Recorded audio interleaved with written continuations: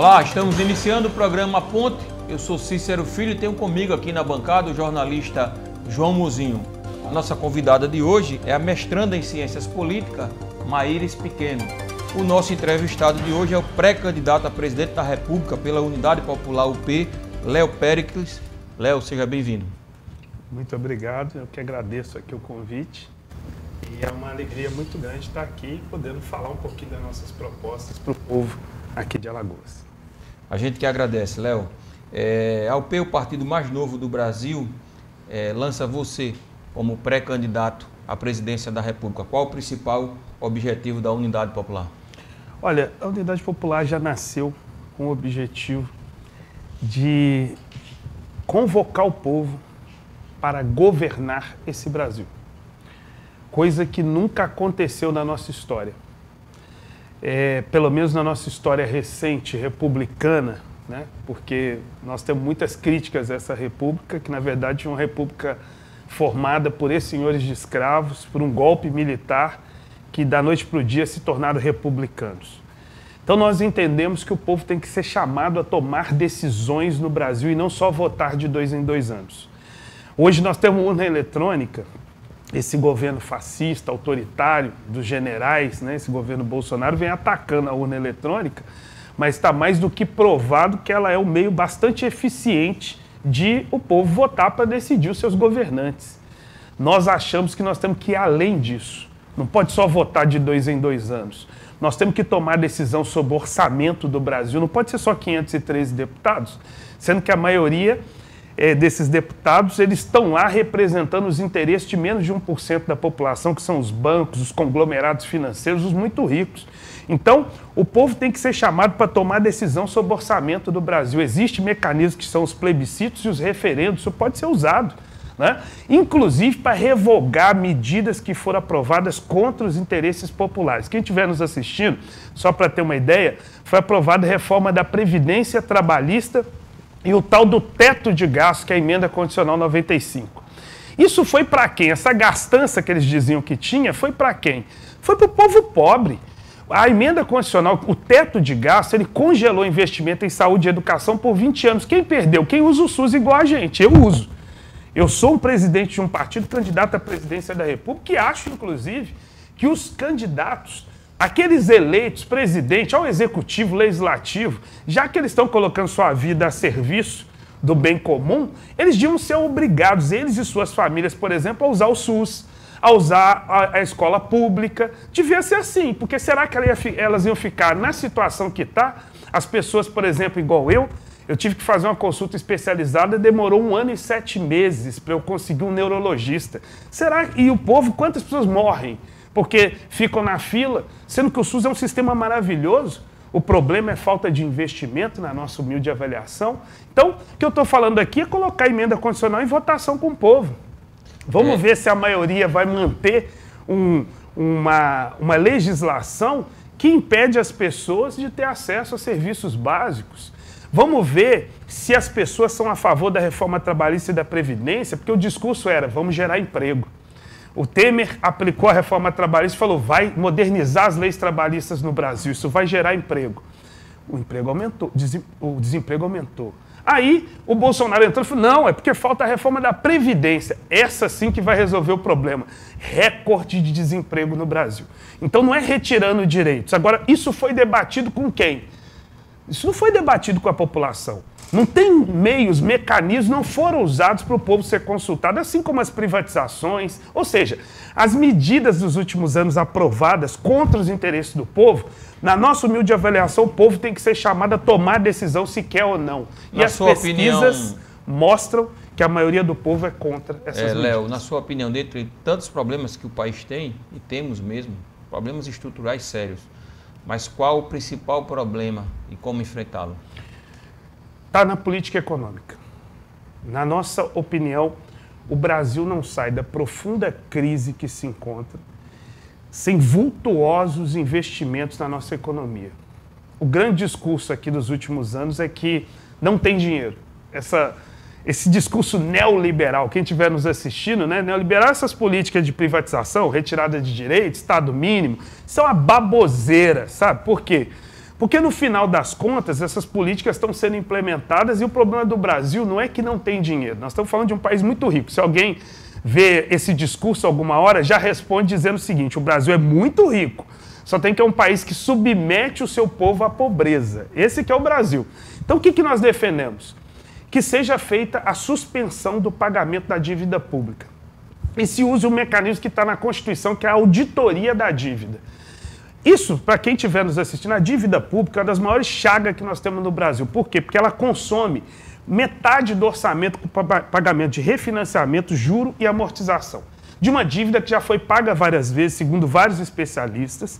É uma dívida que não foi contraída para os interesses nacionais, para construir escola, universidade, para melhorar saneamento. É uma dívida que é um sistema que os banqueiros montaram muito ardilosamente para transferência do recurso do orçamento para o bolso deles, para agiotagem nacional e internacional. Isso é a dívida pública hoje.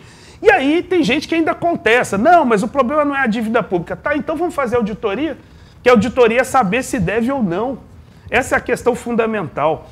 E essa quantidade de recursos, principalmente que é pago de juro e amortização, só para vocês terem uma ideia da dimensão que é isso, só o que foi pago de juro e amortização em 2021 é 3 vezes o orçamento da saúde e da educação. Então, nós estamos falando de um problemão, porque o discurso todo é que não tem dinheiro, não tem dinheiro, não tem... Não, tem sim, eu estou apontando inclusive de onde tirar, porque todos os candidatos que vierem aqui, ou que forem falar, que as pessoas vão ver, vão dizer que são a favor da melhoria da saúde e da educação. Como que melhora sem investimento? E eu estou apontando de onde tirar. E segunda medida, tirar dos muito ricos com a taxação das grandes fortunas. Está na Constituição e o nosso país é um dos poucos no mundo que mantém bilionário ganhando rios de dinheiro e eles não são taxados. Isso é um absurdo que precisa acabar. Segundo o IBGE, tem 315 bilionários no Brasil. É um patrimônio muito rico, é muita riqueza, tem que ser taxado 20%, 30%, 40%, e a gente vai ter bilhões para investir nas áreas sociais. Léo, você falou no último congresso da UP sobre o enfrentamento ao fascismo, aos banqueiros. Como isso se dará na prática? Perfeito. Olha, uma das preocupações principais que nós temos, João, é derrotar esse governo Bolsonaro, que é um governo, inclusive, que nesse último período, desde a sua eleição, na prática, vem trabalhando para dar um golpe no Brasil. Inclusive com aqueles generais, né, que estão por trás ali, que são 7 mil militares no governo, nem na ditadura teve tanto militar no governo. E a nossa opinião, inclusive, é que nós temos que ir para o segundo turno com Lula. Olha, novidade somos nós, inclusive de esquerda, que tem proposta de esquerda efetiva para mudar o Brasil e que nunca foram implementadas na nossa história. Ou seja, estão por ser realizadas. Então, nossa proposta é essa, vamos para o segundo turno e vamos derrotar o Bolsonaro. Porque tem uma questão muito séria, a CPI da Covid, ela mostrou fartos argumentos, crimes de responsabilidade que o governo Bolsonaro cometeu. Qualquer país sério desse mundo, esse Bolsonaro e a família dele e alguns desses generais já estariam na cadeia. Aqui no Brasil eles continuam, sabe por quê? As baionetas deles estão apontadas para o STF. Estão apontada para o Congresso Nacional. E esse Arthur Lira, que inclusive é aqui do estado de Alagoas, tem 130 pedidos de impeachment e ele sentou em cima desses pedidos. Isso é um absurdo. Esse Arthur Lira é uma expressão, inclusive, desses setores desse centrão, que de centro não tem nada, eles são de direita, são partidos contra o povo brasileiro, só votam contra o povo brasileiro. E a nossa proposta, como é que se derrota esse período golpista? E esse Arthur Lira, ele é a favor desse processo, porque até caçar a fala de um grande deputado, que é o Glauber Braga, que eu quero, inclusive, mandar um abraço para ele, até caçar a fala de um deputado, ele fez no Congresso Nacional, está entrando com processo para cassação de um mandato legítimo, e a denúncia que ele fez é porque ele quer entregar a Petrobras a preço de banana. E disse que retirá-lo do plenário, inclusive. Também. Exato. E aí o que nós consideramos? O que pode deter essa escalada autoritária e ditatorial que está em curso? O povo na rua. E aí, neste sentido, nós defendemos a unidade de toda a esquerda e aos milhões para as ruas. Inspirados, inclusive, na nossa América Latina maravilhosa. Você é favorável à frente ampla? Não. Eu sou favorável de ter unidade da esquerda para derrotar o fascismo nas ruas e sem conciliação com a direita. Um dos grandes erros dos últimos anos... Dá para vencer o Bolsonaro sem conciliar? Eu não tenho a menor dúvida que daria. Se você for olhar nas pesquisas, inclusive, teve pouca alteração se aliar com Alckmin, no caso do Lula. E qual que é o erro grave que nós consideramos que a esquerda teve nesses últimos anos? Se aliar ao inimigo. O Alckmin, por exemplo, vou dar um exemplo, é um dos corresponsáveis por Bolsonaro estar no poder. Ele foi um dos caras, por exemplo, que apoiou aquele golpe institucional de 2016, que tirou a ex-presidenta Dilma. E naquela época, assim, nós já tínhamos muita divergência com a Dilma. Mas a questão fundamental é, o próprio Barroso, ministro do STF, reconheceu isso. Foi um golpe.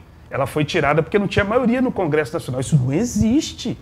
Não está na nossa legislação presidente não ter maioria no Congresso Nacional e por isso ser tirada. Inclusive, ela não cometeu crime de responsabilidade nenhum. Coisa que o Bolsonaro cometeu um monte. Ou seja, do golpe institucional de 2016 para cá, nós estamos vivendo um período golpista. Inclusive de aprofundamento do golpe, de retirada de direito. O golpe, principalmente, foi contra a classe trabalhadora e o nosso povo. A UP já falava isso lá.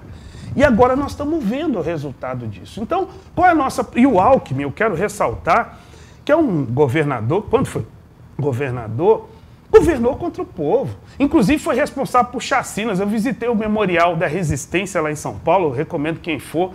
É um memorial muito interessante que fala da ditadura, dos crimes da ditadura. E aí tem uma parte mais recente, lá está assim, chacina de Pinheirinho, que foi um despejo de uma grande ocupação urbana em São José dos Campos, em 2011. E lá está assim, até hoje não se sabe quantas pessoas foram mortas nessa chacina. O governador era o Alckmin. Como que eu sou de esquerda, falo contra o genocídio que o nosso povo negro sofre, contra a violência? Vocês viram aqui agora o Genivaldo como foi tratado, assassinado numa câmara de gás, numa viatura. Esse processo de genocídio, Jacarezinho, né, as chacinas que vem na Vila Cruzeiro e no Brasil inteiro, porque várias são noticiadas como as do Rio e algumas como do Genivaldo, tinha uma câmera lá, alguém para filmar, mas e quantas não são filmadas? A violência que o nosso povo negro sofre. E como é que eu vou me aliar a esses setores do Centrão, esse Alckmin, que sempre votaram leis contra os interesses da maioria do povo, inclusive aumentando o policiamento, aumentando o armamento da polícia, e a gente já sabe na história que esse armamento da polícia é voltado contra o povo pobre, contra os movimentos sociais. Isso não é para melhorar a segurança pública, até porque nós estamos vendo há anos. Todo governo fala, nós vamos aumentar o aparato militar e tal, e a violência aumenta. Sabe por quê? Porque o problema da violência não é você aumentar o aparato militar, é você investir em saúde, educação, moradia. Portanto, não dá para ser de esquerda, na nossa humilde avaliação, e se aliar ao inimigo. Isso não é forma de derrotar o fascismo. Quero chamar o debate a mestranda em Ciência Política, Maíra Pequeno. Agradecer a sua participação aqui. Maíra, dizer que é um prazer para a gente estar recebendo você aqui. Eu que agradeço. Bom dia a todos. É muito bom estar participando dessa mesa aqui, conhecendo agora o Léo bem mais de pertinho. Bom, eu queria fazer alguns apontamentos, né, durante a fala de Léo e, se possível, até um pouco mais aprofundar alguns esclarecimentos. Você, quando falou sobre eleições, você falou sobre plebiscito, né? A gente tem um modelo de democracia, né, com eleições representativas e me parece que você está falando um pouco mais sobre eleições diretas, né? E aí eu queria saber como é que isso poderia acontecer no Brasil? Você pensa numa mudança no sistema eleitoral? Eu queria que você falasse um pouco mais sobre isso. Quando você falou sobre a questão da dívida pública, né, e do teto de gastos, a justificativa de o teto de gastos existir foi justamente lidar com a dívida pública que se arrasta aí no Brasil ao longo do passar dos anos, né? E aí eu queria saber... no caso, o teto de gastos não é uma solução para lidar com esse mecanismo, né, da dívida pública? Outro ponto que você falou, né, vou até adotar aqui, porque são várias. Que eu tenho um pouco mais de interesse também em saber, é sobre a esquerda se aliar com o inimigo, né? Esse problema aí da tendência da esquerda caminhar um pouco mais para o diálogo com o centro e com partidos de centro que existem atualmente no sistema partidário brasileiro.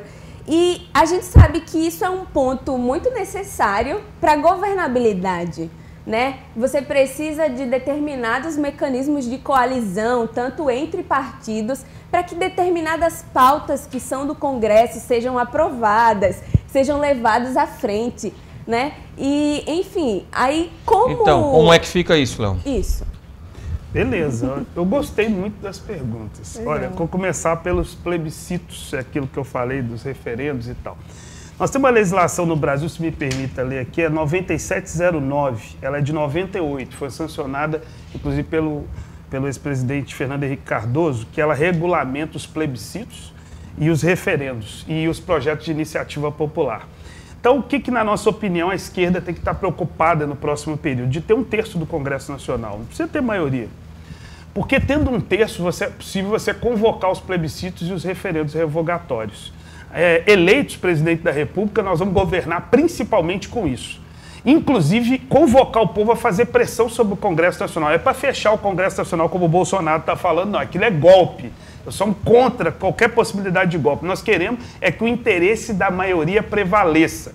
Nós estamos num país, eu vou te dar um exemplo, por que a gente tinha que fazer um referendo revogatório, por exemplo, para revogar as privatizações no Brasil. Da Petrobras, que ela ainda é pública, mas boa parte dela está na mão privada. A Vale, que cometeu os crimes que cometeu em Mariana e Brumadinho. Vou dar um exemplo.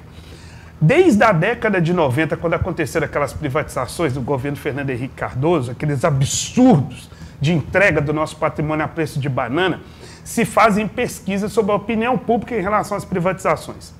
A maioria do povo brasileiro, vou afirmar aqui, desde a década de 90 é contra as privatizações. No entanto, todos os governos que entraram pós-ditadura fizeram privatização. Que democracia que é essa?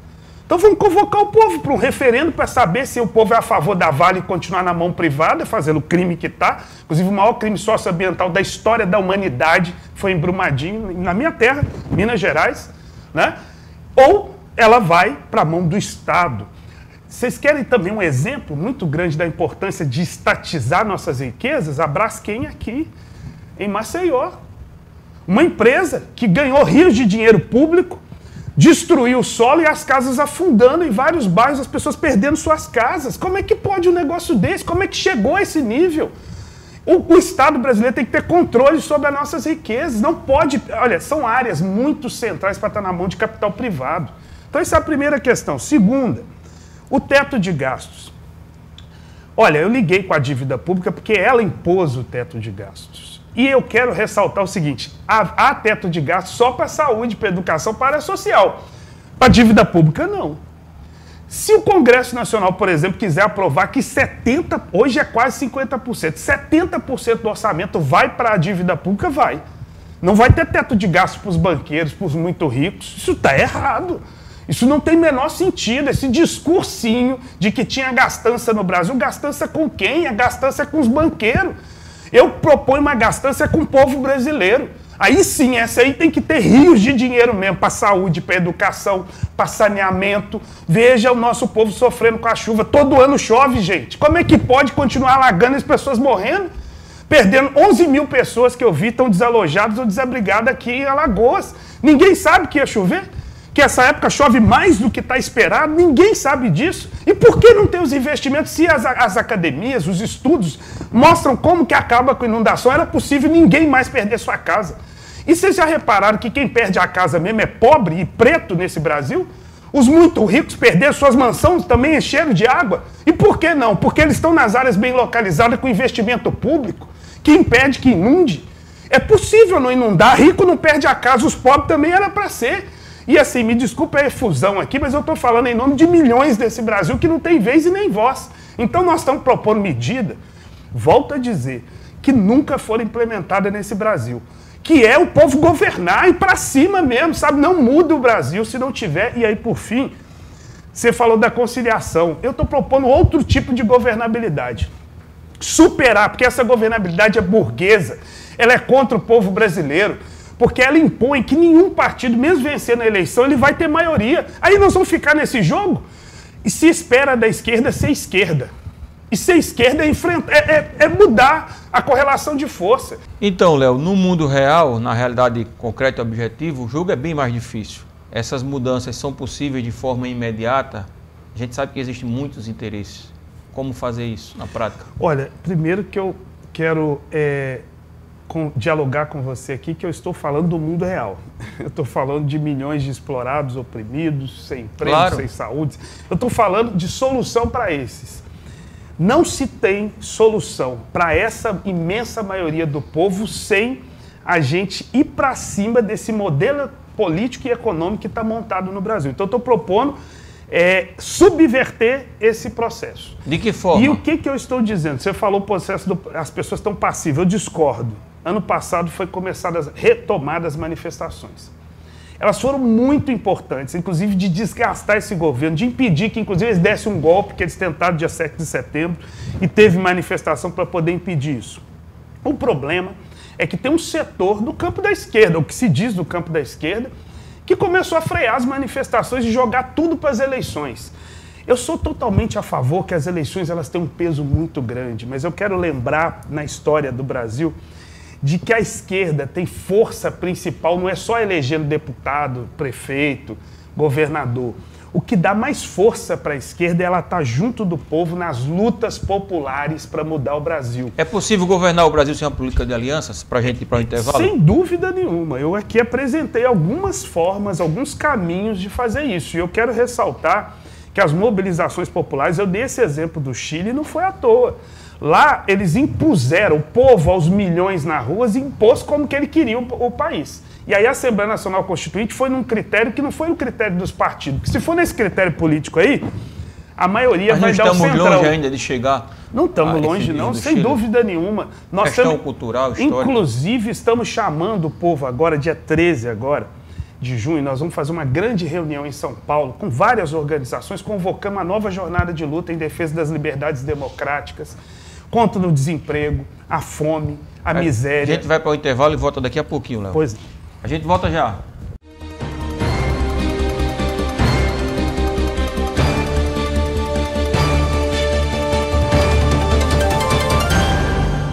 Somos mais de 3 milhões de alagoanos pensando e construindo opiniões com base nas informações que não param de chegar. Hoje, são bilhões de mensagens e notícias que nem sempre trazem a verdade. A Folha de Alagoas traz jornalismo de verdade, tem compromisso com a apuração dos fatos e lançou novas ferramentas.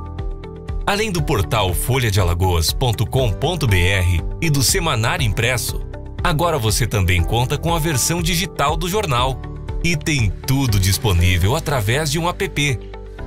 Baixe o app Folha de Alagoas na Play Store e tenha segurança dos fatos. Em tempos de fake, valorize a verdade. Assine Folha de Alagoas.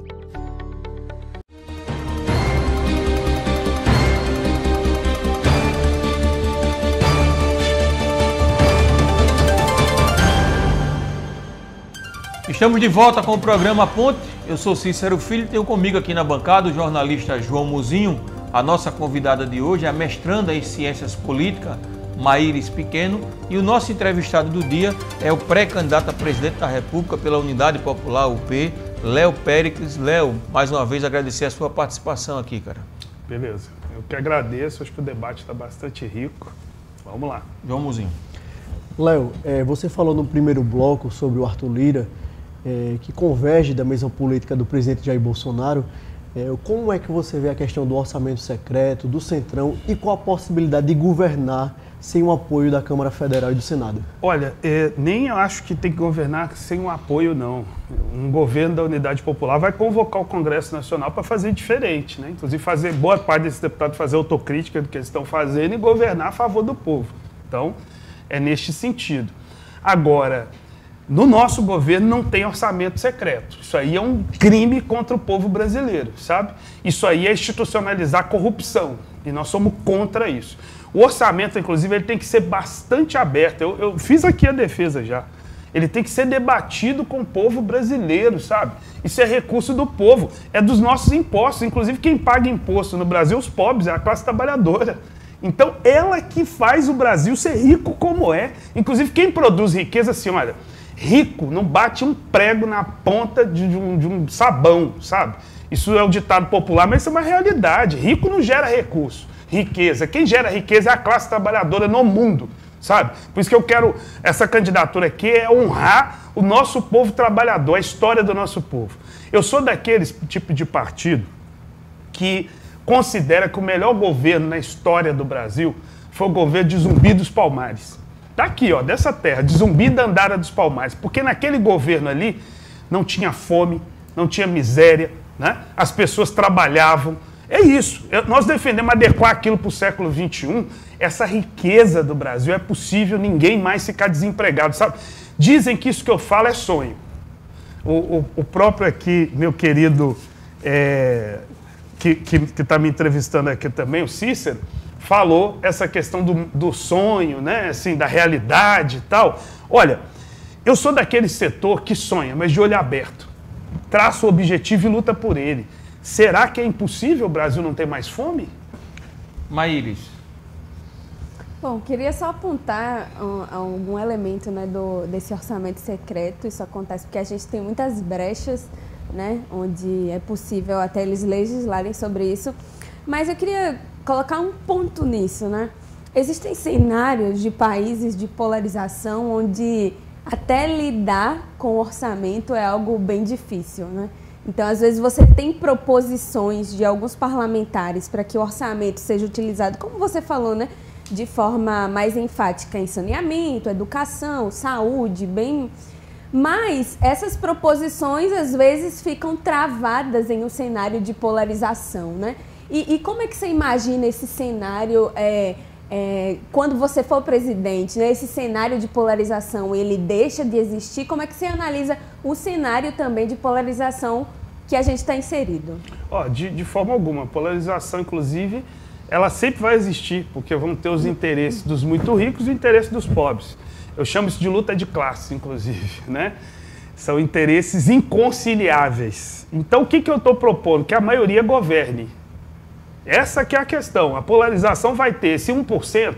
Hoje, os interesses do teto de gasto, o interesse da privatização são de menos de 1% da população. Eu estou propondo que os interesses dos 99% comecem a valer. Para isso, a gente não pode estar amarrado no centrão. Então, essa é a questão. E, fundamentalmente, que propostas nós defendemos para o Brasil? Eu falei aqui do recurso de onde tirar, da dívida pública e da taxação das grandes fortunas. Agora, que medidas são fundamentais serem feitas para esse próximo período? Primeiro, com esse recurso todo que a gente vai conseguir tirar da dívida pública e da taxação das grandes fortunas, mas começar pela dívida pública, que é o mais objetivo, mais rápido para o governo implementar. Nós vamos investir vultuosamente na educação pública, não a parte privada, a pública. No SUS público, né, na parte pública, nós vamos, inclusive, gradativamente passando a não precisar de setor privado receber dinheiro do Estado, né, ou seja, transformar o SUS 100% público, abrir concurso, abrir frente emergencial de trabalho para saneamento. Saúde não é só hospital, UPA, unidade básica de saúde. Ter saneamento no Brasil. A gente ainda tem boa parte da maioria da população que não tem acesso à rede de esgoto. Então, resolver isso e contratar quem? O povo dos bairros, a própria classe trabalhadora que mora para fazer isso. Chama Frente Emergencial de Trabalho. Isso não é a criação da UP, não. Isso já existiu no Brasil e precisa ser novamente implementado. Para quê? Para gerar milhões de empregos. Construir moradia. Aproveitar o que está pronto, porque tem muito prédio abandonado nos centros das grandes cidades que permite que as pessoas morem bem. Aí a pessoa vai falar, mas isso, Léo, é muito radical o que você está propondo. Eu não sei se vocês sabiam, quem estiver nos assistindo, que na Europa capitalista tem isso. As pessoas morar no centro, os pobres chamados a morar no centro. Por quê? Porque os centros têm boa infraestrutura, já tem hospital, já tem escola, já tem asfalto. Que show! Tem que fazer isso no Brasil, inclusive fazer a legislação valer. Tem um negócio que chama Estatuto das Cidades, que é uma legislação boa. Tem que ser implementada para a moradia existir no Brasil. Então, nós estamos falando de muito recurso que o Brasil tem e investir nas áreas sociais. E qual que é o problema? O agronegócio está batendo recorde todo ano de exportação. Resultado concreto que a Unidade Popular, vendo os números, vendo a realidade, chegou à conclusão. O agronegócio não serve para o povo brasileiro. Léo, porque ele não alimenta o povo, ele serve só para exportação. Então nós estamos falando do povo ser dono da terra. Léo, falando sobre o orçamento secreto, não passar fome, que a gente iniciou a discussão, você apontou aqui como sendo um absurdo, corrupção.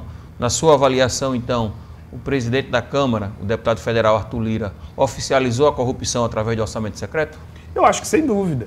Fazer orçamento secreto, ele permite que muita coisa obscura aconteça. E nós não podemos aceitar um negócio desse. Inclusive, ele tem algum rabo preso com esse governo corrupto, a gente já sabe publicamente, mas tem alguma coisa muito pior, porque como é que ele senta em cima de 130 pedidos de impeachment? Isso não pode, sabe? E tem crime de responsabilidade. Eu vou voltar a dizer, no período da pandemia, esse governo cometeu muitos crimes de responsabilidade. Como é que não abre o processo de impeachment? Eu estou falando de abrir o processo de impeachment. Não foi aberto, sabe? Então, está se conciliando e está aceitando as baionetas apontadas. E a gente não pode fazer isso. A ditadura não tem que acontecer mais no Brasil. Foi um crime contra o povo brasileiro ter ditadura. Então, temos que avançar para uma democracia realmente que o povo possa ser agente, né, das soluções, né, e das decisões. Léo, você é favorável ao fundão eleitoral, esse fundão aí de 5 bilhões que está posto? Ótimo isso aí, porque é o seguinte, eu não sou a favor do jeito que está, eu sou a favor do financiamento público de campanha, é muito interessante ser isso. Mas do jeito que é montado hoje, isso só atende a alguns partidos, inclusive a perpetuar os mesmos partidos no governo. Até pode mudar nomes, mas os partidos continuam mesmo. Por quê? E eu vou explicar isso. Hoje o financiamento se dá de 3 formas. O fundo eleitoral, o fundo partidário e o financiamento das pessoas físicas que queiram contribuir até 10% da sua renda anual. Como que funciona na prática? Os partidos que têm representação no Congresso Nacional têm fundo partidário, um número X. A UP nasceu sem ter esse direito já. Não tem nem tempo, nós não teremos tempo de TV e rádio. Então já começa a contrariar a Constituição, porque a nossa Constituição prevê ampla liberdade de organização partidária.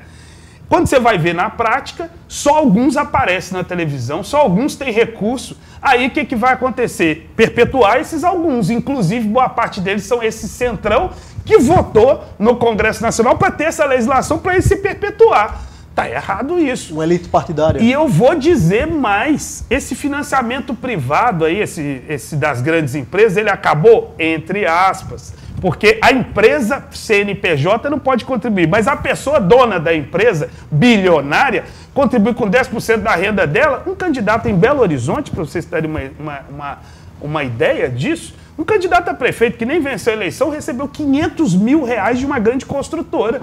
E o cara deu menos de 10% da renda dele anual. Que possibilidade que tem de isonomia? Falar em eleição, Léo, qual a perspectiva da UP em relação às candidaturas proporcionais no Brasil? É muito boa. Inclusive, estamos lançando candidaturas a deputado no Brasil em todo inteiro. o estado, como é que está isso? Aqui, inclusive, estamos lançando também, inclusive a gente vai ter uma grande plenária amanhã, lançando algumas candidaturas. Diga os nomes aqui de Alagoas, por favor. Eu queria ver o seguinte, sugerir que depois você possa convidar a Lenilda, que é a nossa presidente estadual, para ela detalhar mais sobre isso. Lenilda. Né? Ela é uma, inclusive, dos nossos nomes. A Lenilda vai a deputada federal. E a deputada estadual? E aí estamos em debate. Amanhã, inclusive, nós vamos lançar nossos nomes. E aí convido, inclusive, todas e todas a participar com a gente. Vai ser às 18 horas, lá no, deixa eu ver o nome aqui, Rex Bar, tá? No Jaraguá. Convido todos e todas a participar. Ok, está chegando o nosso horário. Maíris, por favor, uma última pergunta sua.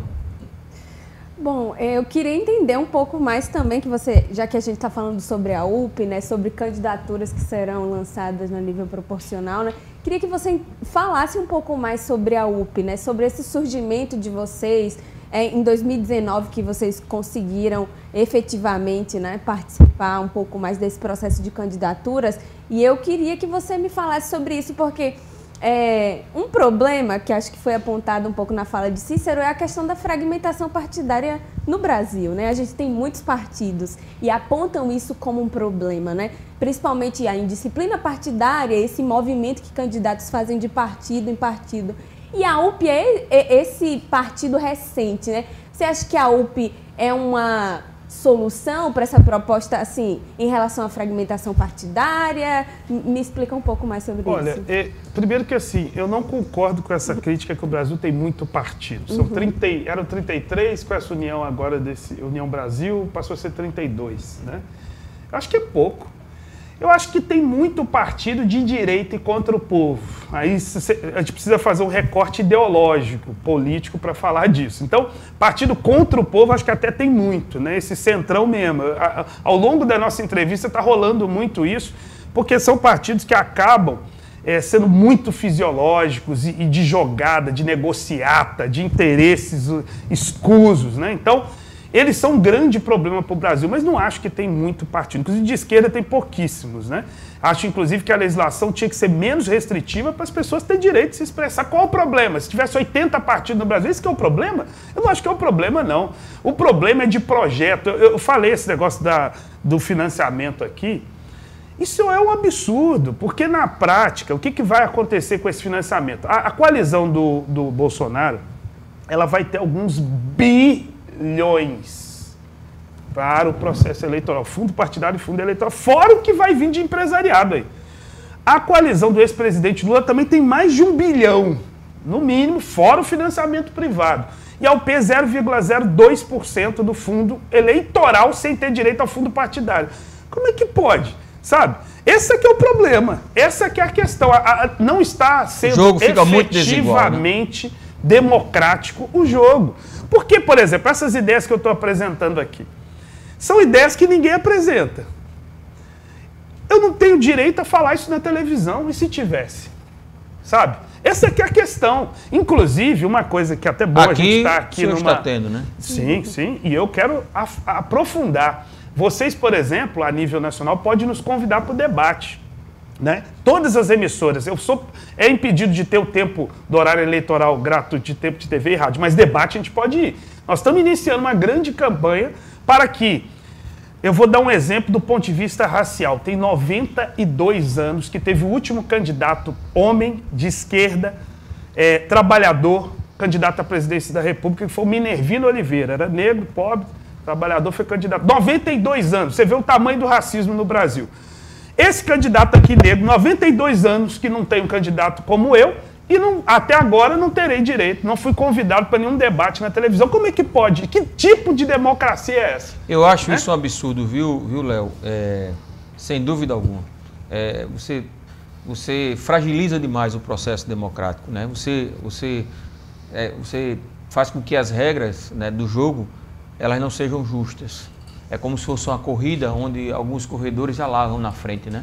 E os outros que estão atrás não têm sequer a condição de poder dar a largada, né? Está no jogo, mas não pode nem sequer dar a largada, mesmo que saindo de trás, né? Você impedir, né, é algo absurdo. Eu concordo plenamente. Isso precisa ser revisto.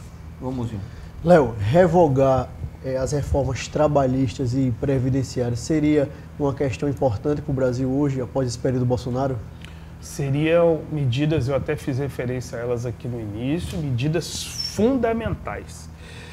Eu acho que, eu sou daqueles que acho que tem que ter modernização das relações de trabalho no Brasil, mas não é essa que os neoliberal, que os capitalistas falam, não.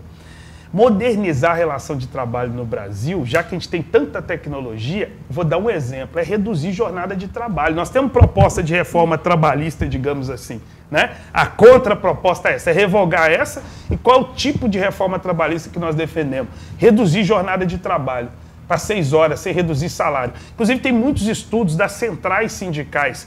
Eu sou daquele setor que acho que tem que ouvir a classe trabalhadora. Geralmente, esses governos só ouvem os grandes empresários, né? A classe trabalhadora parece que ela não pensa, parece que ela não tem inteligência. Esse projeto todo que eu estou falando aqui foi gerado pela inteligência da classe trabalhadora ao longo de 100 anos de enfrentamento com o grande capital. E as centrais sindicais no Brasil formularam por A mais B, com detalhes, que é possível você implementar 6 horas de trabalho sem redução de salário e gerar mais emprego. Essa é a base da reforma que nós defendemos para ser feita no Brasil, né? Que consiga garantir emprego. Agora, acabar com a aposentadoria das pessoas, como foi a reforma da Previdência, impedir na prática, as pessoas não vão mais se aposentar, isso é um absurdo. O Chile, que eu dei exemplo aqui, foi um dos primeiros países que fez uma reforma da Previdência muito parecida com essa que foi feita aqui no Brasil, até porque o Paulo Guedes aprendeu com essa escola de Chicago, que é a mesma que implementou o neoliberalismo no Chile. O que aconteceu no Chile 30 anos depois? Os idosos lá do Chile estão se suicidando, porque eles não conseguem aposentar, não tem mais como trabalhar, não conseguem mais comprar os remédios e tal, se suicidam. Isso é um absurdo. Isso está acontecendo no Chile. Tanto é que essas lutas lá foram justamente para rever isso. Então lá já tem um exemplo prático. Nós vamos viver isso aqui também para quê? Nós temos que revogar isso. né? E ter medidas que colocam a classe trabalhadora no centro. Eu volto a dizer, país rico. Nós não estamos falando de país pobre, país que submete seu povo à pobreza. Vamos usar a riqueza a favor do povo. Ela não é usada hoje a favor da maioria. Voltando para a questão política, Léo, num eventual segundo turno entre Lula e Bolsonaro, quem você apoia? Olha, eu vou inverter a coisa. Eu acho que num segundo turno eu estou trabalhando para ir para o segundo turno. Não, mas a pergunta foi num eventual segundo turno entre Lula e Bolsonaro. Segundo turno é outra eleição. Eu estou trabalhando para ir para o segundo turno e pergunto, se caso eu vá com o Bolsonaro, em quem o Lula vai votar? Essa é a questão. E caso o Lula vá com o Bolsonaro? E se eu for para o segundo turno com Lula, porque nós estamos trabalhando é para isso, para discutir um projeto de esquerda para o Brasil. Aí o povo brasileiro vai tomar a decisão. Mas a pergunta, permita-me, Léo, eu quero insistir. As possibilidades existem todas. Sei. De você ir para um segundo turno com Bolsonaro, com Lula, com Ciro Gomes, enfim. Que bom mas que existe você também, isso. claro, cara, claro, sem dúvida alguma. Mas existe naturalmente e nesse momento, com base nas pesquisas eleitorais, o cenário mais possível, não é? Seria um segundo turno com Lula e Bolsonaro. A pergunta é, ocorrendo isso, quem você apoiaria? Olha, o Bolsonaro, vamos pegar então o seguinte, você está querendo que eu estabeleça quais são as diferenças entre um e outro. Porque é o seguinte, os governos do PT, eu não acho que foram a mesma coisa do Bolsonaro. Porque a gente não viu o PT tentando fechar o STF, tentar fazer ditadura, acabar com o Congresso Nacional, né? Enfim, defender torturador. Então não vimos, né? Teve diferença, teve aumento real de salário mínimo, teve umas diferenças, né? Agora, o Bolsonaro é um inimigo do povo brasileiro. Então, eu volto a dizer, nós estamos trabalhando para derrotar o Bolsonaro no primeiro turno e ir para o segundo turno. Essa que é a nossa proposta. O Ciro Gomes é o pré-candidato hoje mais cotado, né, nessa chamada terceira via. Como o senhor vê o posicionamento de Ciro Gomes, o posicionamento político dele? Eu vejo um erro, porque ele foca muito no ex-presidente Lula. Está errando o inimigo, né? O inimigo central é o Bolsonaro. Eu até, ao longo aqui, eu procurei mostrar que nós temos muita crítica aos governos do PT, né? Esse negócio de se aliar ao inimigo, de continuar pagando a dívida pública, são diferenças muito grandes. De não ter avançado para as reformas estruturais, são diferenças que nós temos com o Partido dos Trabalhadores. Mas a gente tem que saber qual é o inimigo central. E o inimigo central chama Bolsonaro, esse processo de fascistização no Brasil, e é preciso derrotá-lo. Então acho que o Ciro vacila porque fica errando toda hora o lugar que tem que bater. Para a gente finalizar, a gente sempre pergunta aqui aos entrevistados, Léo, o que normalmente eles fazem quando não estão na sua atividade típica, né? Profissional, enfim, política. O que é que o Léo Péricles faz quando está de folga? Olha, como eu estou em caravana, que a minha agenda está cada dia mais difícil, eu gosto muito de ler, eu gosto muito de passear, mas ultimamente o que eu estou fazendo? Ficar com meus filhos. Gosta de jogar uma bolinha e tal? Ah, gosto demais. Você torce por quem lá em Minas? Eu torço pro Atlético Mineiro. Eu estou até feliz nesse último período, pelo menos ganhou alguma coisa, ganhou o brasileiro e o Cruzeiro depois de 50 anos. Ah, isso aí. Embora nós somos também aqui, né? Nós estamos debatendo defender todas as torcidas, né? Porque no final das contas é defender o povo brasileiro. Mas assim, gosto muito de futebol, estádio, né? Enfim, mas nesse último período é isso, ficar muito com a minha família, com a minha esposa, que inclusive é militante também, então é uma complexidade, legal, né? Mas tá com a minha família, assim, tem minha mãe doente na minha casa, então, enfim, é toda uma complexidade. Tá com a família sempre bom.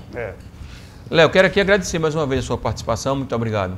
Beleza, olha, eu que agradeço. Sucesso na sua caminhada. Inclusive, se me permite aqui só convidar todo mundo que gostou das nossas ideias, ou que discorda, que quer detalhes, entrar nas nossas mídias sociais. Entra lá no Instagram, no Facebook, no Twitter, procura lá Leonardo Péricles e também procura o nome do nosso partido, Unidade Popular, e segue a gente lá, pode mandar mensagem, tudo, e de lá a gente debate com mais profundidade essas propostas. Agradecer a nossa convidada de hoje, a mestranda em Ciências Políticas, Maíris Pequeno. Obrigado, Maíris. Eu que agradeço, gente. É muito bom estar participando desse espaço, né? De ver a candidatura aí de Léo com muito esforço. Isso é um símbolo aí, né? De democracia, né? Um cidadão comum, viva a democracia, cara. Por meio do movimento popular, né? Se candidatando. Enfim, muito bom. Joãozinho, obrigado. Obrigado, Cícero. Obrigado, Léo. Obrigado, Maíris. Obrigado a você e até o próximo sábado.